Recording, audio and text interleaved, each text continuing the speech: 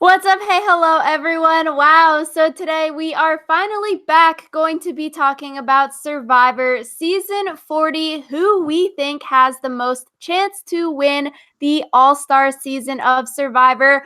Also, happy Big Brother premiere and also happy Amazing Race season finale last night. And apparently we are all 1 week away from the season 40 being done filming. So my name is Rachel. And I'm Alyssa, and guys, we apologize for this video being much later than we thought it was going to be. Last week we tried to do it, and then YouTube was having some problems with its software for live streaming, and we don't know anything about computers, so we didn't know how to fix it. So we just waited until a later date, and yeah, that's why we've been MIA for a little bit. Yeah, so with this video, we're going to be talking about 5 people that we think are most likely or have the best chances to win Survivor Season 40. So Alyssa and I both compiled 2 separate lists, and we're just basically going to go through and talk about our reasoning. And there's sort of different reasoning for all of the people, but basically from my list, I was sort of going the underrated route, or like people that are less well known, because I feel like when we see these seasons where it's returning players, the people that are less well known usually win the returnee seasons. So that's sort of where I made my list from. Yeah, I made my list basically looking at, I guess, who I didn't think was going to win and then kind of basing it off of that. So my list is kind of like a hodgepodge of different people where I looked at the list of possible, I looked at the cast list and I was like, these people might win. So I feel like Rachel's list is probably more cohesive. Mine is kind of more of a grab bag. So. Yeah, so starting with my first person in no particular order, really, I'm saying Michele has a high chance to win the game just based off of being an underrated female. I feel like from the start there would be larger targets than someone like Michele. People might forget that she even won the game, versus for me, people with like recency bias who are on Alyssa's list but didn't make my list, like Nick, because he just won the most recent season of Survivor that these people have watched. I think like that'll be a larger target than someone who has won a season a few years ago, and where there was a lot of controversy over Michele winning. So I feel like people wouldn't necessarily vote her out early because there's larger fish to fry. Yeah, a lot of people think that Michele didn't deserve to win in the first place, so I can see why she could then win for real at this go around. So that will be interesting. Rachel mentioned that Nick was on my list. Nick won David versus Goliath, and honestly, I put him on my list just because I feel like the more recent seasons of Survivor, a lot of them have said that they're quote unquote worst seasons. Ooh, seasons of Survivor. And so because people, fans, and then maybe even players might think that the more recent seasons are worse seasons, they might then think that the winners aren't as threatening because they didn't have to do any real strategizing. So I was thinking that the more recent winners like Nick, who didn't really do anything totally remarkable, would have a chance of winning just because they are so unremarkable, basically. Not to diss Nick, but I'm pretty sure I said this when we were looking at the cast video, but I totally forgot his season existed. So You forgot David versus Goliath? I mean, they all kind of blur together in my head. So yeah. Yeah, I feel like I sort of disagree with you for Nick, because with David vs. Goliath, that's the last season these people would have seen before going out on the show. And then I guess they might have seen the most recent season with Chris winning, but like in full kind of thing without going through casting and whatnot. But I feel like with David versus Goliath, for me personally, it's one of the better seasons that we've seen recently, especially compared to like ass seasons like Ghost Island and whatnot. Like Nick winning and then having also the like Johnny Mundo vote out and then also the Idol Nullifier vote out that one time. So I feel like David vs. Goliath is a more interesting season than the other seasons surrounding it, which is why I would think maybe Nick has more recency bias compared to, I guess, Wendell, Michele, Adam on there. But then I also feel like Wendell also would have a target on his back. Yeah, Wendell is also one of the people on my list, and I have a very specific reason why I picked him, but I will Go let you. ahead. Okay. So I think a lot of the things with like Wendell and Dom, since they were seen as like a package deal, it's like how JT could not win the game without Steven. And it's like, what's going on? Like, you need to have both halves of that puzzle in order for them to be a threat of any sort. And so I think without Dom there, people might think that Wendell is less threatening because he doesn't have his like partner in crime or whatever. And so then it's like if you like slash someone's Achilles, then they're you hamstring them. That's the verb. If you hamstring them, then they're not really going to be that much of a threat to you. And then it might be one of those things where people are bringing Wendell along as a goat, and then he can. He gave a really good final tribal appearance when he was in the game, and then also just like trying to goat people, I feel like is very difficult in an all winner season because it's easy to just say, "Oh, I was flying under the radar because I had a target on my back." So, yeah. That's really interesting because I would feel like I would personally on the season want to vote Wendell out because he and Dom had such a dominant gameplay in Ghost Island. So it's interesting to see, like, oh, maybe people would think, like, maybe since he doesn't have a Dom or right hand person with him, that he won't be as good strategically. So I think that's an interesting outlook. Yeah, I just think it's one of those things where I guess I was thinking a lot of Steven and JT when I was thinking about like power couples in Survivor. And it's like there are some power couples where if you split them up, they're not nearly as powerful. And yeah, I don't know. Yeah, so my next person on my list is Natalie. I think Natalie probably has a really good chance to win the game. She's intelligent, and I think her relationship with Jeremy will be very, very helpful in the game.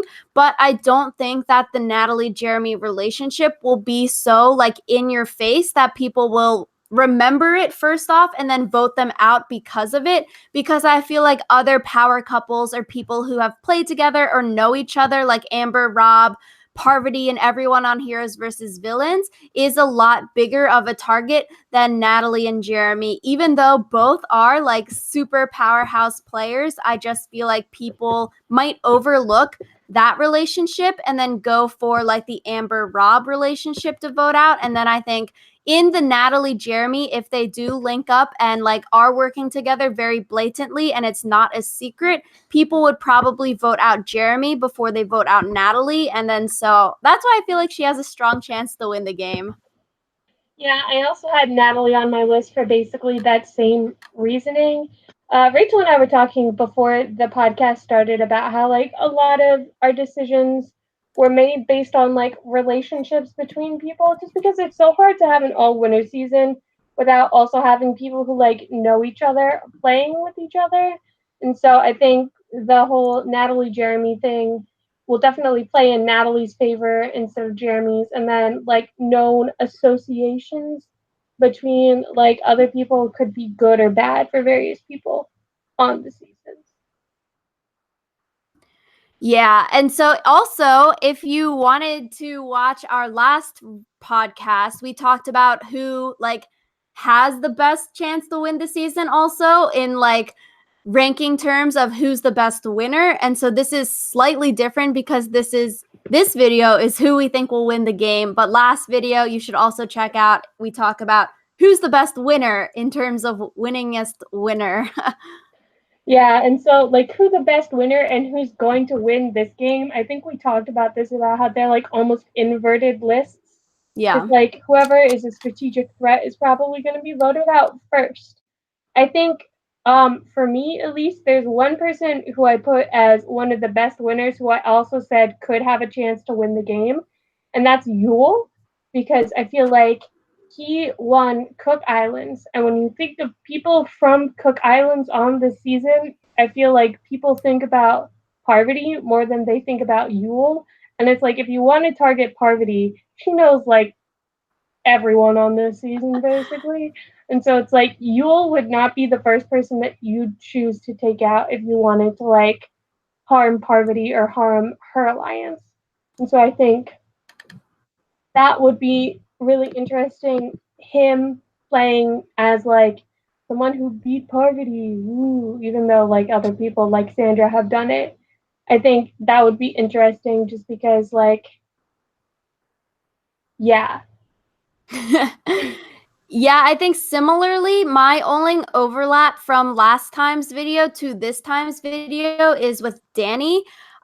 With this, similar to Yul, I guess, being a one-time winner and Danni being the only person from Guatemala to ever come back and play this game, I feel like she can be overlooked.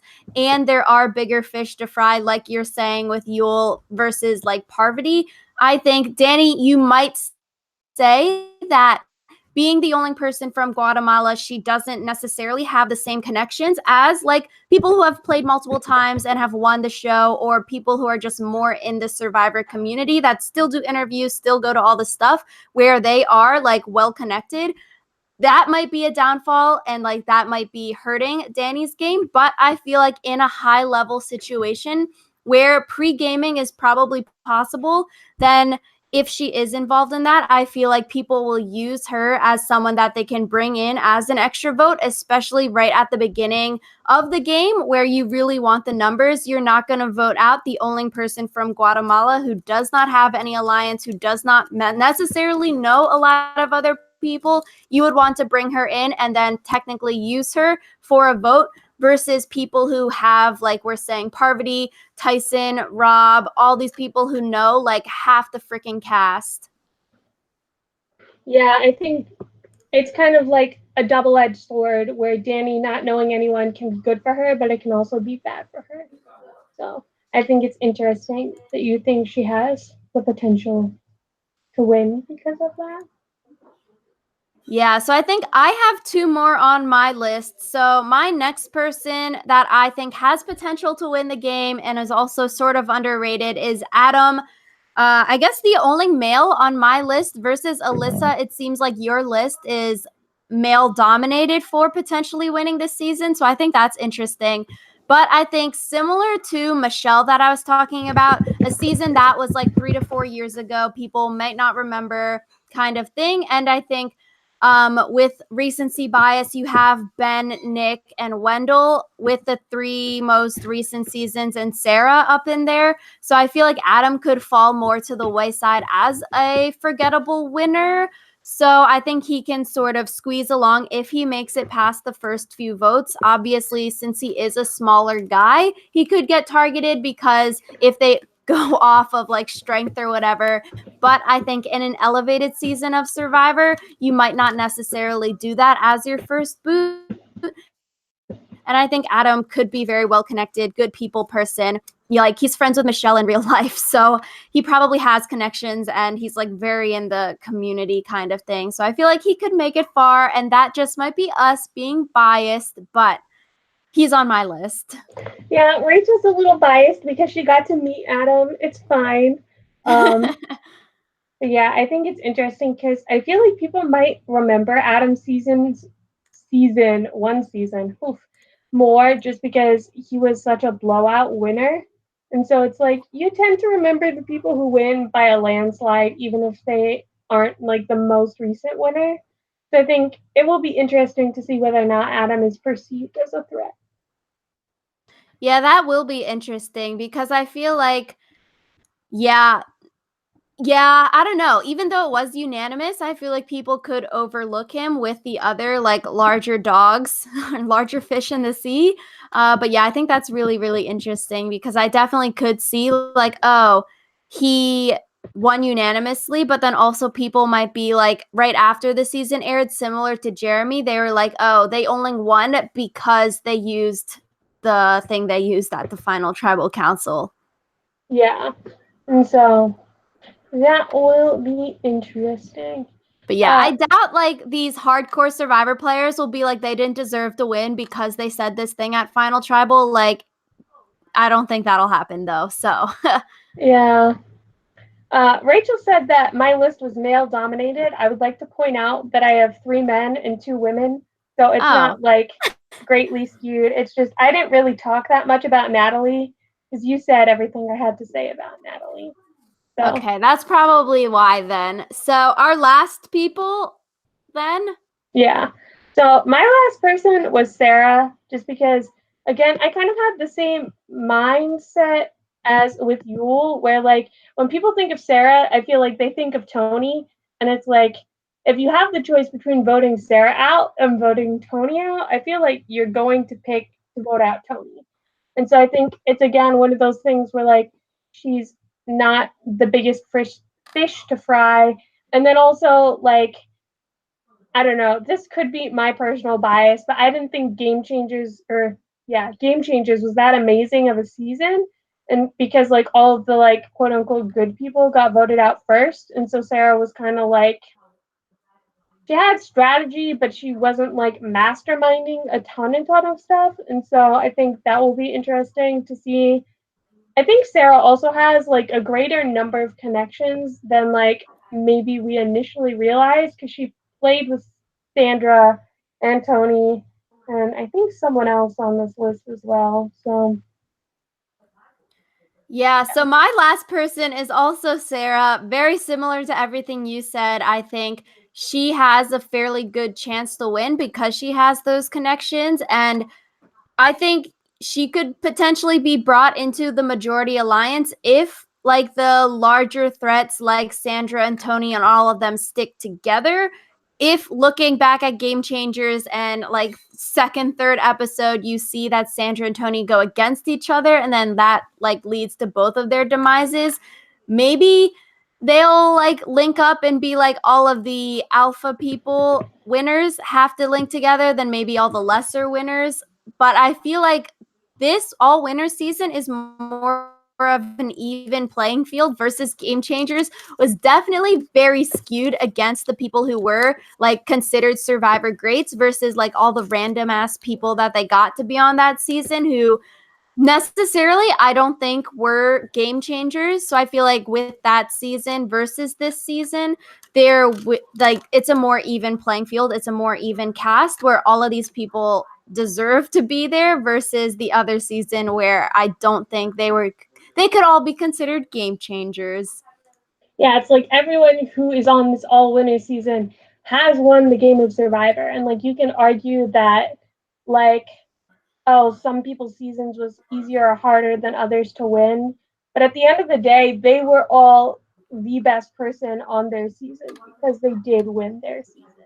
And So I yeah, think, a win is a win no matter like who gives you hate on social media after. Like Chris is a millionaire, Michele is a millionaire, Adam and Jeremy are millionaires. So even if they're getting hate on the internet for like people thinking they don't deserve to win or whatever, like their bank account isn't necessarily crying because people on the internet don't like them. So I think it will be very, very interesting to see how this season plays out. I'm sort of bummed out. We literally have like over 6 months until this happens, but apparently they are done filming on the 4th of July. So technically they are on like the second to last immunity challenge, and everyone else has been voted out of the game so far, which is really wild to think about. yeah, in the next 7 days, the winner of Survivor season 40 will be chosen, and we won't get to know. For another like year until next May. We're not going to think about that. We're not going to think about that. Let us know in the comments down below who you think is most likely to win this season. Do you think that our reasoning is bogus? Do you think that we are like on the right track? Let us know your thoughts. Yeah, so thank you all so much for watching. It really, really means a lot. And we will see you all next time with a brand new video. Bye.